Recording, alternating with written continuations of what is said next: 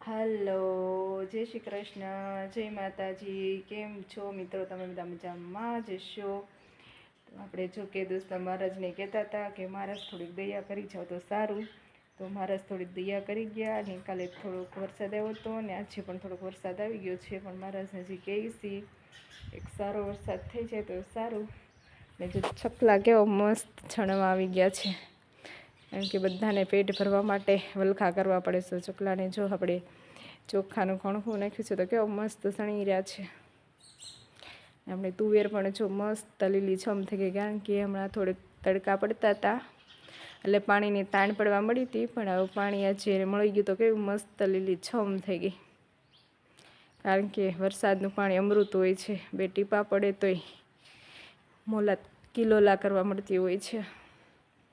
તો જો પક્ષીઓ ચકલા કેવા મસ્ત સણી રહ્યા છે.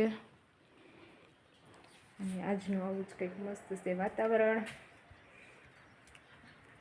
અને મહારાજ જો હજી એક સારો વરસાદ કરી દે તો ખેડૂતોને ચાળો પીક લેવા એવું થઈ જાય. એટલે આમ થોડો થોડો આવી ગયો છે, હજી બહુ નથી. મહારાજને કંઈ થોડીક દયા કરી જાય, એક સારો વરસાદ કરીને તળાવડા ભરી દે તો બધા ખેડૂતો રાજી થઈ જાય. અને આવું જ કંઈક છે જ મસ્તનું વાતાવરણ. ઊંડો ઊંડો વરસાદ ગાજી રહ્યો છે, પણ જો એક આવી જાય તો હવે મસ્ત ધરતી પણ લીલી છમ થઈ ગઈ છે, કારણ કે અમૃતનું પાણી પડે એટલે.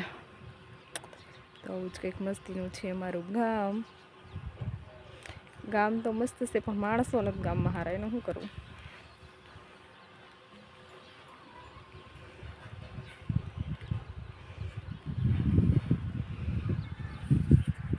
અને અત્યારે માણસ એટલો મતલબી થઈ ગયો છે કે જ્યાં લગી એનો સ્વાર્થ હોય ને ત્યાં લગી તમે સારા, અને એનો સ્વાર્થ પૂરો થઈ જાય ને એટલે તમે ખરાબ. જ્યાં લગી કંઈક દીધું લીધું હોય ત્યાં લગી સારા, તમે એને દો લો ત્યાં લગી. જો તમારાથી કંઈક કહેવાય નહીં કે કંઈક સેજુલું થઈ ગયું એટલે એનો જ માણસ તમારી નત નવી વાતો કરવાનું શરૂ કરી દે કે આવા છે ને તેવા છે ને આમ છે ને તેમ છે. એટલે આજ લગી તમે જ જ્ઞાન ખાતા ને પીતા રહેતા હતા ત્યાં લગી સારા હતા, હવે એ ખરાબ થઈ ગયા. એટલે વાત કરતાં પહેલાં વિચાર કરાય કે માણસ કાંટો કાઢ્યો એનું ગણ નથી ભૂલતું. તો આપણે ત્યાં ખાઈને પીડાને પાથરા રહેતા હોય ને પછી હવે માણસની વાતો કરવી કે માણસ આવા છે ને તેવા છે, તો દુનિયા કંઈ ગાંડી નથી. તમારે કહેવાથી કોઈને કંઈ ફેરે ન પડે, રાણો રાણા રીતે જ હોય, બરાબર? એટલે ખોટી કોઈને વાતું ન કરાય. જે કરતા હોય કરો. ગવઢિયા 5-10 વીઘા મૂકીને ગયા છે ને એ તને વેચાઈ જશે. એ કરતાં જે કરો એ કરો, કોકની ખોટી કરવાની રહેવા દો. માણસ નહીં પૂગે બાકી ઉપરવાળો કોઈને મૂકતો નથી, એટલું યાદ રાખજો, બરાબર?